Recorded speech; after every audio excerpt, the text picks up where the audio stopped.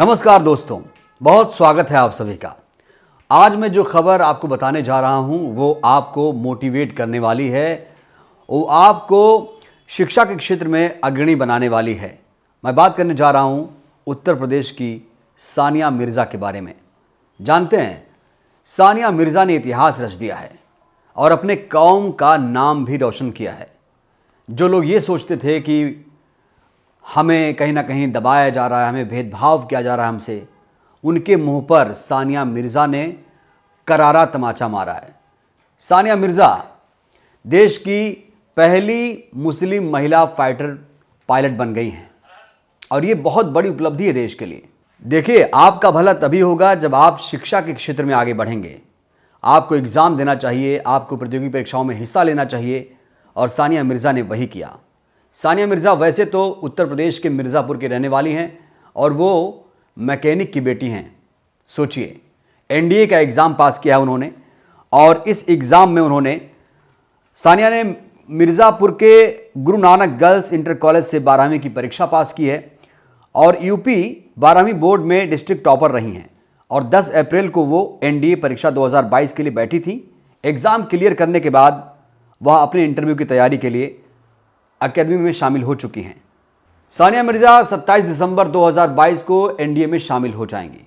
यानी अवनी चतुर्वेदी जो देश की पहली महिला फाइटर पायलट थी, उसके बाद अगर मुस्लिमों की बात करूं, मैं माइनॉरिटीज़ की बात करूं, तो सानिया मिर्ज़ा ने इतिहास रचा है। सोचिए, आपको भी कम से कम पढ़ाई लिखाई करना चाहिए क्योंकि ज्ञान से, शिक्षा से आप सब कुछ हासिल कर सकते हैं।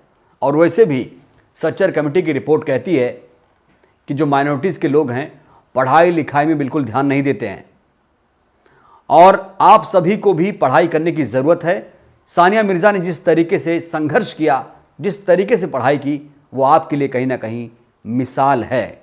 आपको इससे सीखना चाहिए। अब देखिए, देश में 2 सानिया मिर्ज़ा हो चुकी हैं, एक तो टेनिस स्टार और दूसरी ये सानिया मिर्ज़ा जिन्होंने इतना बड़ा एग्ज़ाम पास किया है। सोचिए, एनडीए का एग्ज़ाम उन्होंने क्लियर किया है। यह आसान नहीं होता है।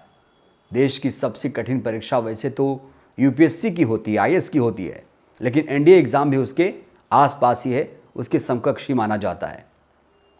मुस्लिमों पर आमतौर पर यह आरोप लगता है, यह सच्चाई कितनी है वो आप ही जानते होंगे, कि मुस्लिमों के जो बच्चे हैं वो पढ़ाई लिखाई नहीं करते हैं। मुस्लिमों पर आमतौर पर यह आरोप है कि उनके बच्चे पढ़ते नहीं हैं। इसमें कितनी सच्चाई है आप खुद जान सकते हैं, क्योंकि देखिए, इनके जो बच्चे हैं 5वीं पास, 8वीं पास के बाद मुंबई भाग जाते हैं, दिल्ली भाग जाते हैं, ड्राइवरी करते हैं, वहाँ पर संघर्ष करते हैं और पढ़ाई लिखाई में बिल्कुल ध्यान नहीं देते हैं। सानिया मिर्ज़ा के हवाले से ये बताने का मेरा उद्देश्य है कि आप लोग भी कंपटीशन एग्ज़ाम में बैठिए, प्रतियोगी परीक्षाओं में बैठिए, तब जाकर आपका कल्याण होगा। और जो ये आरोप लगाते हैं ना लोग, कुछ लोग, कि परीक्षाओं में भेदभाव होता है, तो मैं ये दावे के साथ कह सकता हूं कि इसमें सच्चाई नहीं है। ये तो वही हुआ कि अंगूर खट्टे हैं।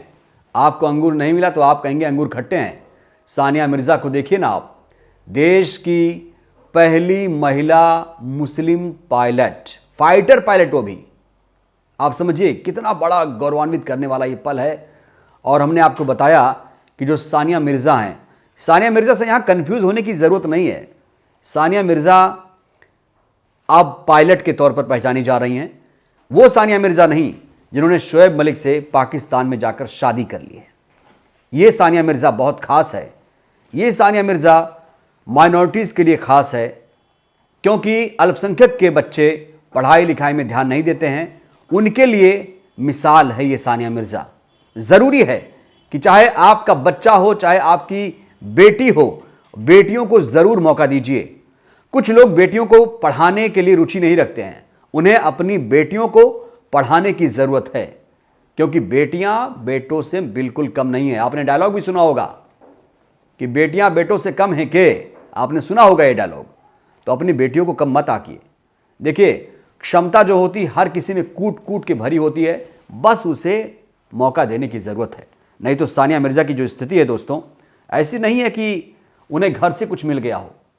उनके पिता जो हैं टीवी मैकेनिक हैं और उन्होंने जिस परिस्थिति में पढ़ाई की, जिन विपरीत परिस्थितियों में उन्होंने पढ़ाई किया, संघर्ष किया, वो अपने आप में काबिले तारीफ है और इसकी तारीफ होनी चाहिए, क्योंकि पहली मुस्लिम महिला फाइटर पायलट बनने का ये गौरव सानिया मिर्जा को जो मिला है, ऐसे ही नहीं मिला है। सानिया मिर्जा के बारे में बात ये कही जा रही है कि सानिया के पिता का नाम है शाहिद अली। वो कहते हैं कि सानिया मिर्जा जिस तरीके से ये गौरव हासिल किया है उन्होंने, वो दरअसल अपना जो आदर्श है वो अवनी चतुर्वेदी को मानती हैं। आप जानते हैं कि अवनी चतुर्वेदी पहली ऐसी महिला फाइटर पायलट थी, देश की पहली फाइटर पायलट हैं वो, तो उनको ये आदर्श मानती थी। तो आप सोचिए, आपका आदर्श, आपका लक्ष्य बड़ा होना चाहिए, और अगर लक्ष्य बड़ा रहेगा तो उसी के हिसाब से आपको टारगेट भी बनाना पड़ेगा।